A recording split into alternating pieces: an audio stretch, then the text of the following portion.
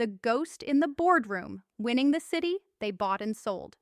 You know, at 13, my whole world was reduced to a sticky note on a busted up fridge. 15 years later, I read the names of the people who left me on a competitor list for $1 billion mega project. They figured I was still that same scrawny kid starving for a piece of bread. But this time, I held the pen that awarded the contract. This isn't a story about forgiveness. This is the day I invoice them for every single thing they ever tried to buy and sell. My name is Alara Vance. From my office, 30 floors above Crescent Bay, the world is in order.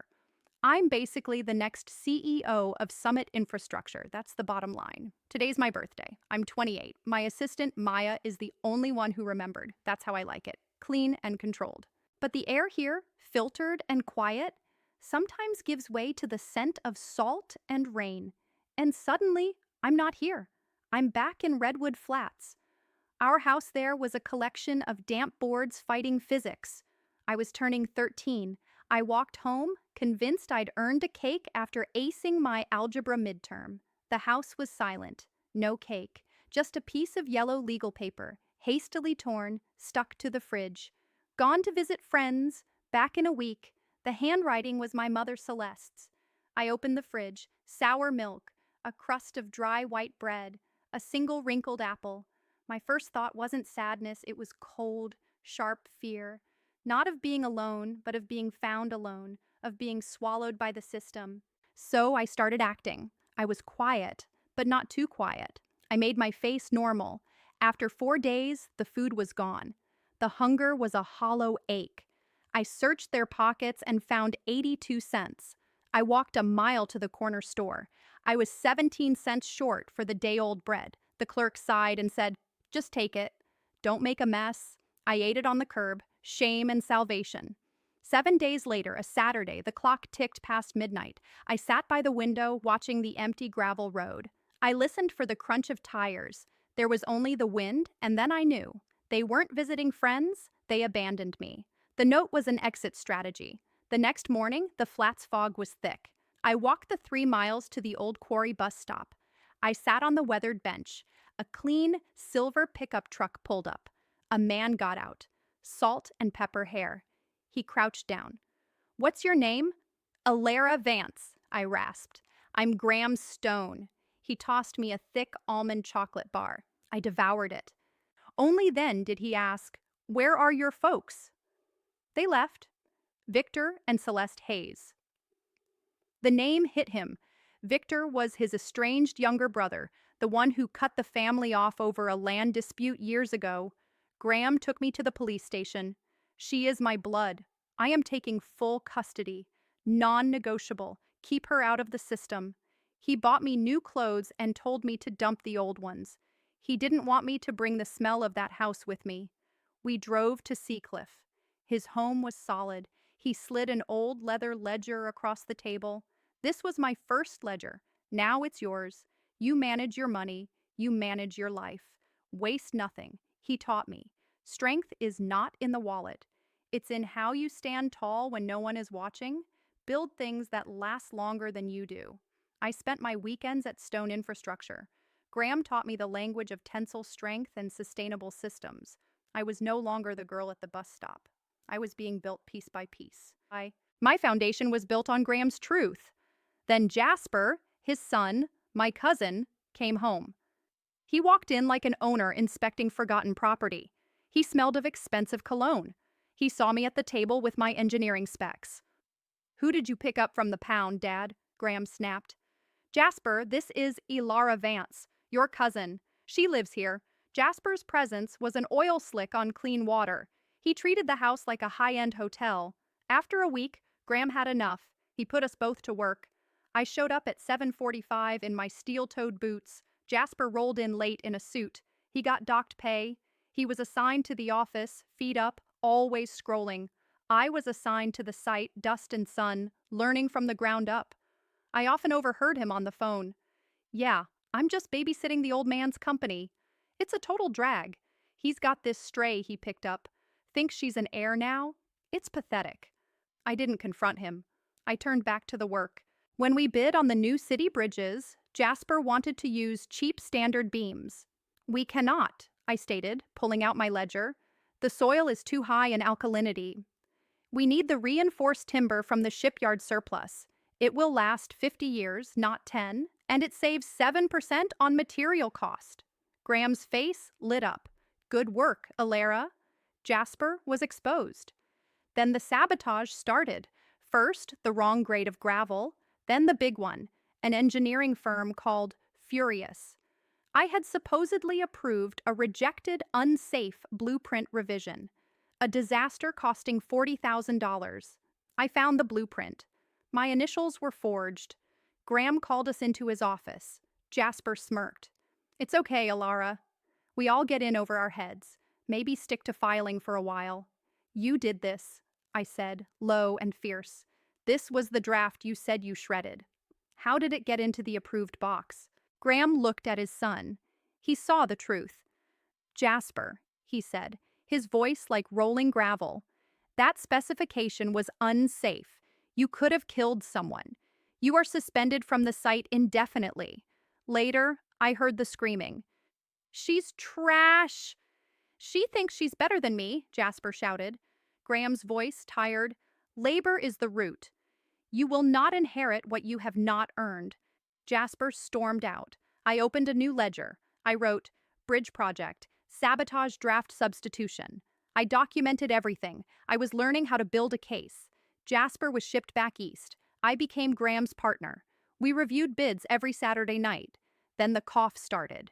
Dry, persistent, chronic interstitial pulmonary fibrosis, from decades of breathing construction dust. His lungs were turning to stone. I moved my classes. My life became a ledger of 2 columns, senior thesis and uncle's decline. I managed his oxygen, his medication, his physical therapy. Jasper came to visit twice. Too loud, too bright. Looking good, Dad. Swamped. Can't stay long. He never asked about the medication schedule. One night the coughing became a storm. The oximeter flashed. 88, 86, 85. I was driving him to the hospital. Halfway there, his hand clamped my arm. Harper, listen, he gasped. The charter? The company doesn't go to blood. It goes to labor, to whoever earns it. You earned it, Harper. You stood tall when no one was watching. He survived for 3 more months. Then, one morning, I woke up to silence. The oxygen machine had stopped. A week later, we were in the lawyer's office. Just me, Jasper, and Mr. Davies. Jasper was tapping his foot, calculating his fortune. Mr. Davies read the will. My 100% controlling interest in Whitlock Urban Works. I bequeath in its entirety to my beloved niece, Alara Vance. The silence was absolute. Jasper erupted. Fake! She manipulated him. That's stray. She stole my house. You stole my life. The lawyer was calm. This will was executed 2 years ago. It is ironclad. Jasper was disinherited. He was found unworthy. He screamed as they dragged him out. I was 22, the owner of Summit Infrastructure. I purged the old guard, replacing them with the young and the hungry. I poured capital into green concrete and regenerative urbanism. 6 months in, Jasper struck. We were bidding on a flagship tech campus. A new shell firm, Coastal Rise Development, submitted a proposal 90% identical to ours. It was the sabotage play on a corporate scale. Then the media hit, coordinated. Anonymous sources alleged I was laundering my inheritance. A lie, but masterful. I hired digital forensics. The hacker used the account of the vice president I had fired. The data was routed and delivered to one IP address, Coastal Rise Development. The managing partner, smiling in an expensive suit, was Jasper Stone. Then came the physical attack. Driving home one night, a black sedan forced me off the coast road. I slammed the pickup into the cliff face. Metal screaming, I woke up to the smell of burnt powder and blood. The police investigated. My team traced the sedan's lease payments to the same fund that funded Coastal Rise, all authorized by Jasper Stone. They found burner phones, my schedule, and the hacker emails in his storage unit. The trial was a formality. Guilty on all counts. corporate espionage, conspiracy to commit assault, vehicular assault with a deadly weapon. As the bailiffs cuffed him, he screamed, "Thief! You stole it. It was mine." I stood tall. I held a press conference. I put Graham's ledger on the podium. My company has been the victim of a coordinated criminal attack. Today you get valid answers. I made our books public. Radical transparency. My credit line was restored. I had won. Part 5. The Invoice. 5 years later, I'm 28, the CEO.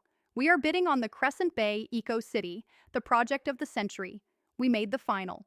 Our competitor, Coastal Dynamics Consortium. I opened the file. The polished headshots stared back. Victor Hayes, CEO.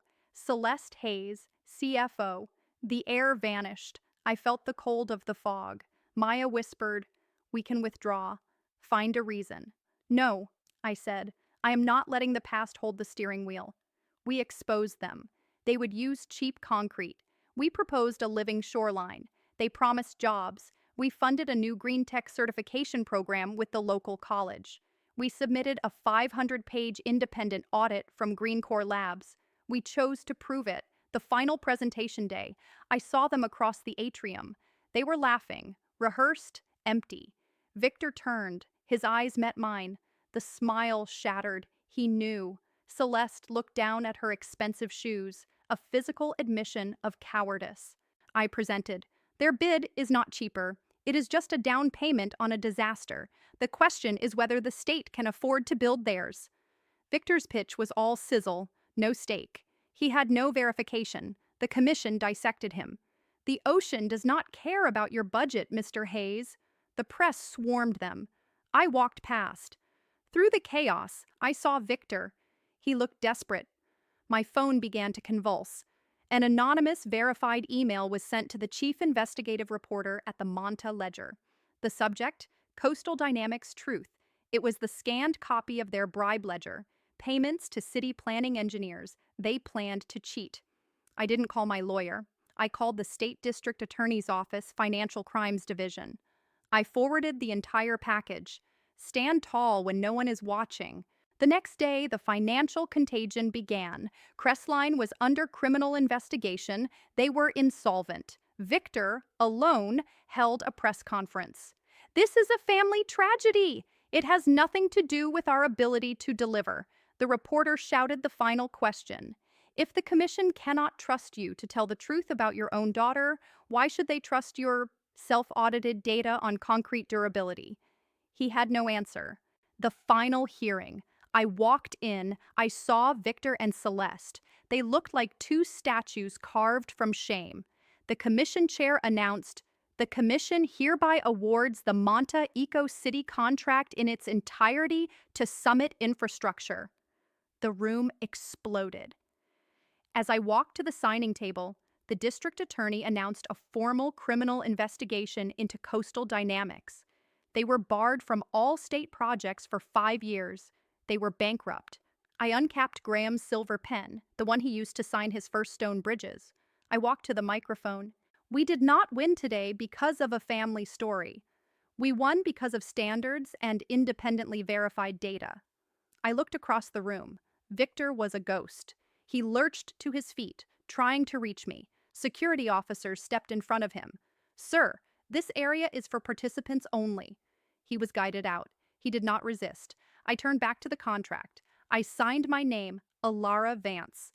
The sound was the final, definitive thud of the deal. I had taken back everything they ever wanted, not with revenge, but with results. The house stands. The truth stands. And the future belongs to the girl who chose labor over blood.